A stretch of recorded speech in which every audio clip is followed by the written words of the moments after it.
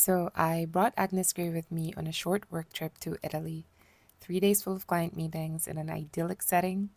It's definitely the perfect companion. Hello there, fellow bookish beings. If you're new here, hi, hello. Welcome to Cheska in Pages. I'm Cheska, the bookish Filipina now living in Paris who wants to get serious about my love for books, share my imperfect adventures, and maybe find some kindred spirits along the way.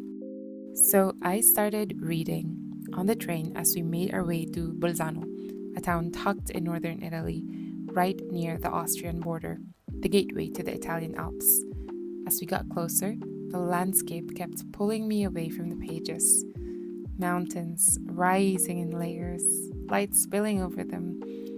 I just kept on wishing I had my painting materials with me. Capturing it on camera like this definitely does not do it justice. Anyway, back to Agnes Gray. We follow a young clergyman's daughter who becomes a governess to help support her family. She begins her position with the Bloomfields, her first lesson in working life.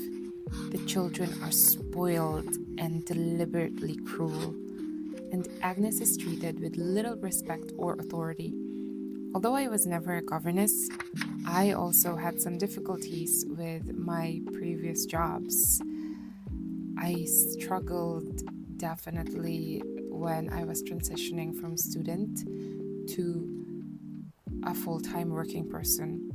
You would think the adult world is more mature, but then you would also encounter wicked people who only care about themselves. But anyway, I digress. I didn't expect to fall in love with Anne Brontë when I read The Tenant of the Wildfell Hall, and I was curious to see if she would sustain this special place in my heart with Agnes Gray, and to no surprise, she did. This novel doesn't rely on dramatic twists or grand romance. Its strength is really in its honesty. Anne Brontë insists that ordinary suffering matters, that endurance without recognition definitely counts, and that moral courage doesn't need to be loud. We finally arrived after 7 hours of plane and train, and work took over.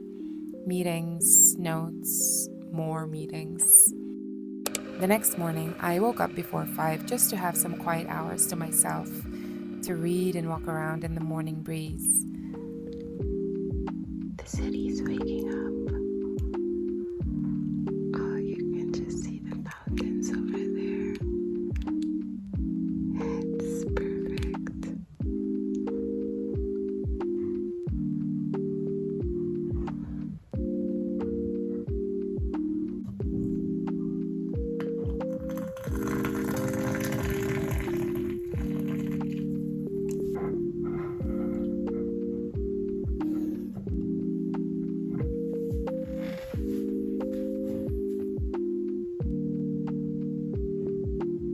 Bolzano is completely surrounded by mountains wherever you turn.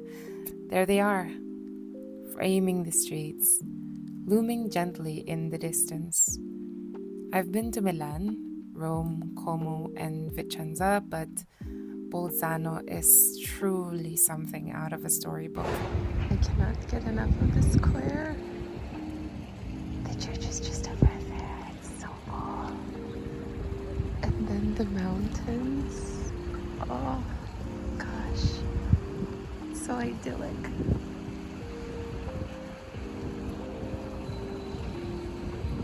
Easily one of the most beautiful places I've been in Italy. Maybe anywhere.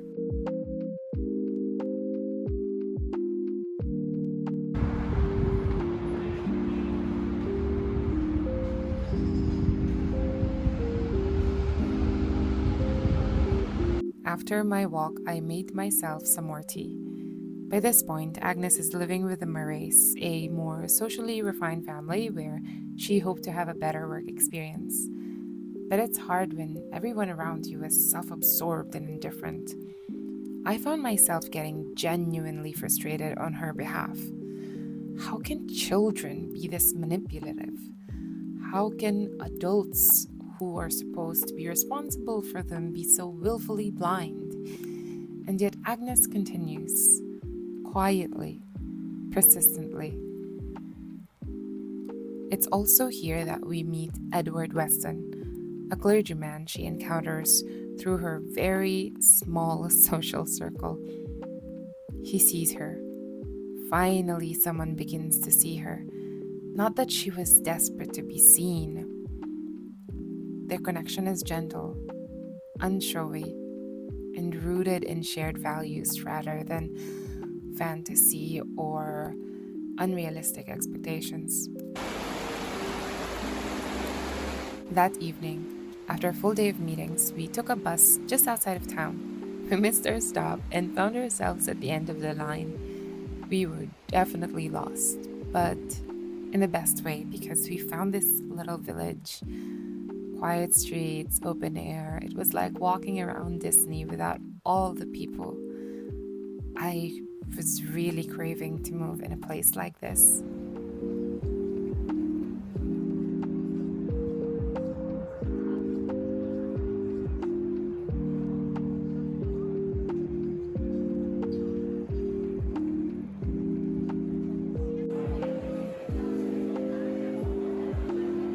Bellissima.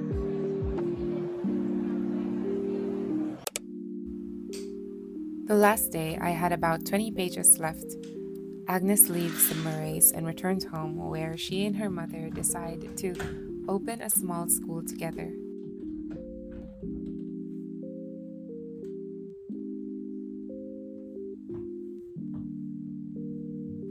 And as for Mr. Weston, well, I'll leave that discovery to you.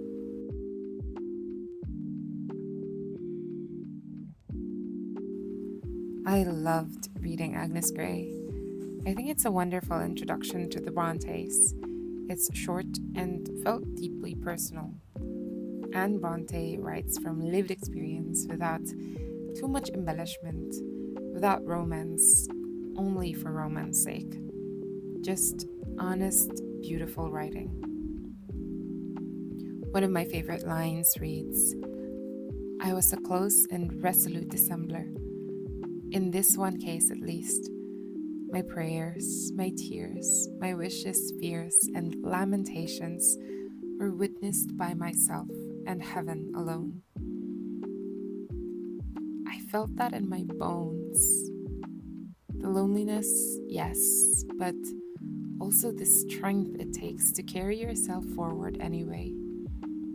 Like Agnes, like Anne.